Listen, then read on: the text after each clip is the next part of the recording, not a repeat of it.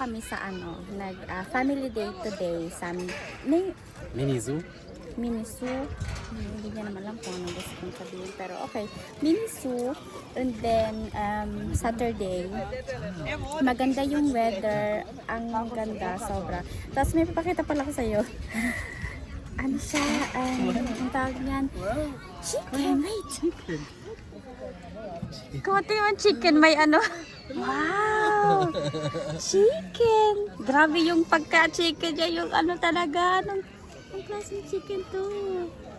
Hanip. Hi! Ayan yung mga chicken na iba. Nag-chill diyan. Grabe yung itsura nila. Para silang may damit. Sama nila yung mga pato. Di ba pato yun? Ang ganda nila. Alam niyo ba guys, yung kagandahan dito, free lang. Walang bayad yung zoo. Hindi ganun kalakihan yung zoo na to. Wala masyadong animal syempre. Pero free. Maganda na siya at least. Kaya ni Mateo, super interested siya sa mga animal. Siguro, sino bang bata naman siguro yung hindi. And kaya, maganda rin. Oh! Hello. Essen.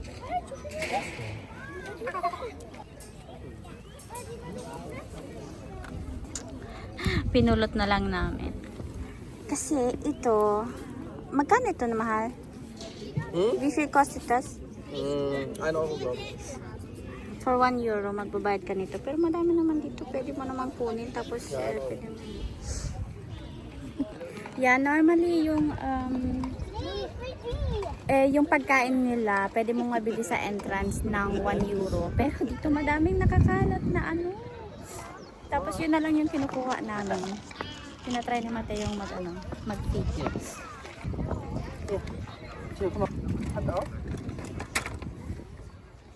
Oder direkt in den Mund. Vorsicht vor den Zähnen. Im Mund, ja. Im Mund, ja. Direkt in den Mund. Hier. Ah.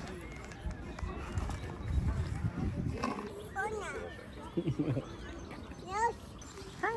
So, kinakain na ni Mateo yung binay ko kagabi. Siguro, yung binay ko kagabi sa vlog mamaya. Or sa naunang vlog. Sa naunang vlog, yung recipe ng ng cookies and everything, muffins na ginawa ko na kinakain ngayon ni Mateo. So, Bye. So, may mga din dito, 'di ba pwede kayong bumili ng pagkain ng mga hayop dito for 1 euro. And pero may iba na hindi ka pwedeng magbigay ng pagkain sa kanila. Hindi ko alam mo ang reason.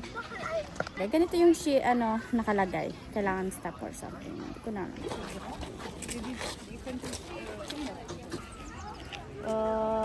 May freedom sila dito. Tingnan nyo naman.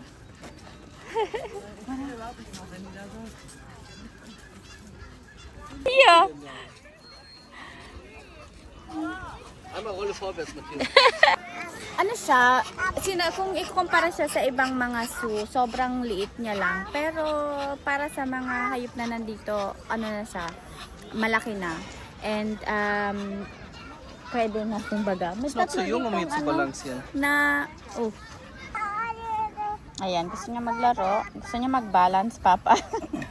Medyo lumalamig na siya ng konti. Pero, lumabas ulit yung sun. Pag may sun, mainit naman.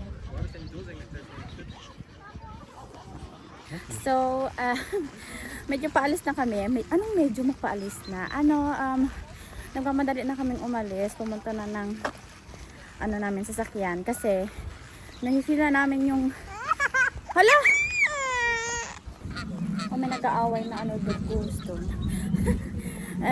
Yeah, basa na yung yung mukha ko. Paulan na talaga siya. Sana maabot pa namin. Wala kasi kami dara din na payong. Anyway, hindi na alam. So malapit na kami, tapos wala nang ulan. Hindi ko alam kung niloloko lang ba kami, pero kailangan din talaga namin umuwi. Kasi may asikasuhin si Alex. Tapos yung parking pala, walang bayad siya pag ano, pag weekend, which is maganda. Kailangan mo lang talaga maghanap ng parking.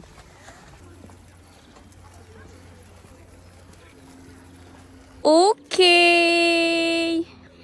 Pesinda! Oh, schön. Wow. Ja. Wow. Hi guys! Hey, nasa bahay na pala kami. Nakauwi na. And, kasi umulan. Umulan ng konti. Pero, alam nyo ba, nung pagpunta namin sa, sa car namin, hindi na umulan. So, pero okay na din. Kasi late na yun eh. Alas 4 na pala yun. Ang bilis ng oras. Ay, wait lang guys, papakita ako. Oh my. Oh, basa. Basa. Medyo hindi tayo doon smart. Tingnan nyo naman to. Alam nyo ba to? Mga old tawag nito. Kutsinta. Kutsinta! Oh my God. Pero wala akong lalagyan na tunay na kutsinta. Kaya, ano siya. Pero yung finished, yung na siya, yung mabilis na siyang gawin. So, pwede ko siyang i-try. Hala. O, diba? Parang tunay. Oh my God. Never ko pa ito na-try. For the first time lang. Ayan siya. Tikman natin. Nyo ba yung kailangan lang dito? Tubig. Tubig lang talaga. 1 cup tubig lang. So, i-try natin siya. I-try. So, kutsinta siya ha.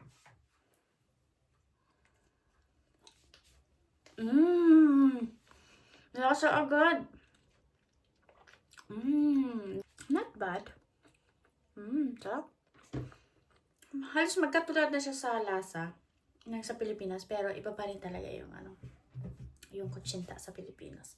Hindi ko alam kung anong meron yung parating na sa Pilipinas.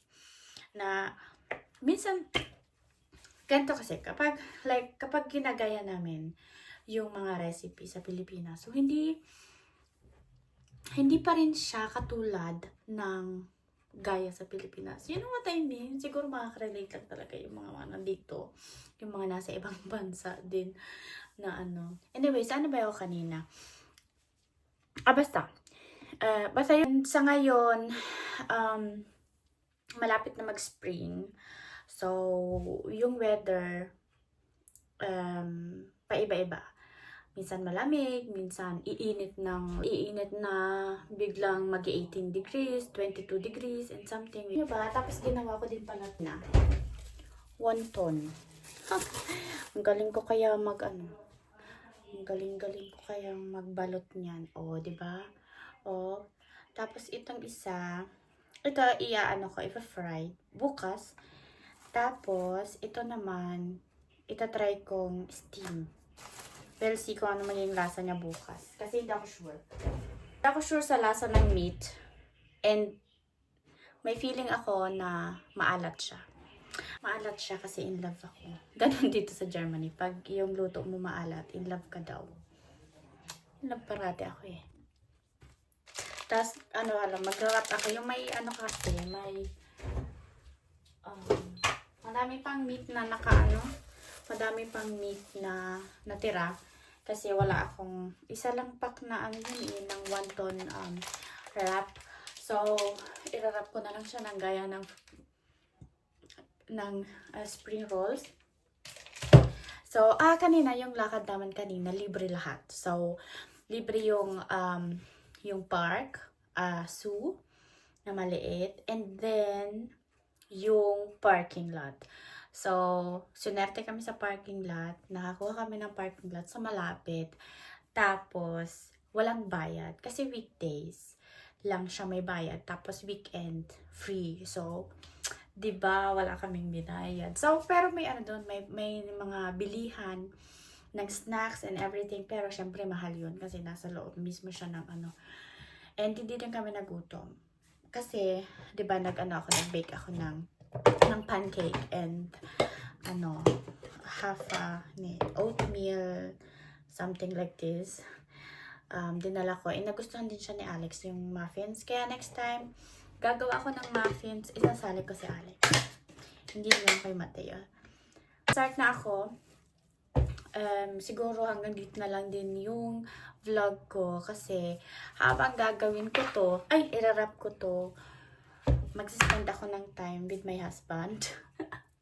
Yeah, manonood kami. Kaya doon ako sa sala magra-wrap nito. So, ipiprepare ko na. Kaya, until the next vlog na lang. So, kaya, hanggang sa susunod na vlog na lang. Tapos, ito yung parating itsura ko after a day. Kapag gabi na, ganito yung itsura ko. Yung ganyan, ganyan. Kasi, alam mo na, kapag may anak ka, ganun siya. Kapag, yung ganap namin bukas, hindi ko pa alam. Pero siguro, matutulog kami ng mahaba kung iaalaw kami ni Mateo. Pero I think not. I think hindi niya kami iaalaw na matulog ng mahaba. Pero iaalaw ko si Alex matulog ng mahaba. So ako yung stay up early with Mateo. Ganun talaga pag syempre housewife lang ako. So hindi ako pwede magreklamo, diba? Anyway. Tapos, feeling ko nag-enjoy naman si Mateo kanina. Kasi, gusto-gusto niya talaga yung animals. Yung lahat na nakikita niyo yung animals. Tsaka alam niya na din yung mga sounds ng mga animals. Yung nakaka-proud, you know. Minsan, nasashock talaga kami sa mga alam niya. Kasi, 20 months old siya. And, nasa stage siya na natututo pa lang siya magsalita. And, yeah, hindi ko din magawang magtagalog sa kanya. I know, kailangan ko talagang i-push yun. Pero sabi ng isang doctor, nakakilala ni Alex na nag-advise din sa kanya or nakausap niya dati. Sabi niya, yung mga bata, wag kayong wag yung problemahin yung mga bata. Yung mga bata, kaya nilang matuto ng maraming language and nawalang problema. So, yun na lang yung pinangahawakan ko. So, siguro, basta darating tayo dyan. Kailangan magtagalog si Mateo. Ang na-amaze lang ako kasi yung mga bagong words and lalong-lalo pa yung mga mahihirap na words, yung nakakasya. Kasi, like yung aufstehen or Vaschen. I mean, yung Vaschen na na lang, siya, matagal na. Pero yung like, yung Aufstehen, Ausziehen, Anziehen, mga ganon yung, hindi na yun parang sobrang simple word na nakakaya niya. Kundi, yung talagang, hello. Kaya nakaka-proud and nakaka-shock mostly. Tapos nag-ano na din siya, yung dalawa-dalawang words, yung ganon. Gaya kanina, every morning, like, ng Friday, no? Kahapon. Gusto niya gusto niya talaga everyday maligo. So dito, dahil sa skin problem niya din, tinatry kong hindi siya everyday maligo, gaya ng Pilipinas. So, siya naman, sabihin niya sa papa niya, pag naliligo, sabi niya, Papa, ich dusche. Also, ako, maliligo din, ganyan yung gusto niya sabihin. So, ganyan yung everyday. Pag sinabi namin na, like, morgen, nicht heute, also, tomorrow, hindi ngayon. Pagka umaga niyan, as in umagang-umaga pa lang, kakagising niya lang, sasabihin niya na, Papa, ich dusche. Tapos, kanina, yun yung nasya kami. Kasi sabi niya ba naman, Papa, and then, nagkaroon siya ng pausa. Tapos sabi niya, Papa, ich dusche gehen. So, yung gehen, yung parang buong sats na siya, I mean, buong sentence na siya, yung like, paano mo yung translate sa yung translation niya, I'm going to take a bath, yung ganon, yung may going na siya, hindi na siya yung like, I'm bath, so kung hindi na lang siya I'm bath kasi sabi niya ich dusche. Hindi na siya I'm bath, sondern I'm going to bath. I'm going to bath. Tama ba yun? Na-translate. Basta yun na yun. Genau. Nakaka-shock and nakaka-proud. And, yeah. Kaya, yeah, marami na siyang ano. Tsaka mabilis siyang, yung kahit hindi niya pa alam yung words, kapag narinig niya, mabilis niyang nagagaya. Tapos siguro, sa way na yon is, sa way na yon ano niya, na tatandaan niya yung mga words. And, yeah. So, hanggang dito na lang. Bye-bye. Kung bago ka pa lang sa channel ko, mag-subscribe ka na. And, yeah, dito na lang tayo sa next vlog ko. Bye-bye!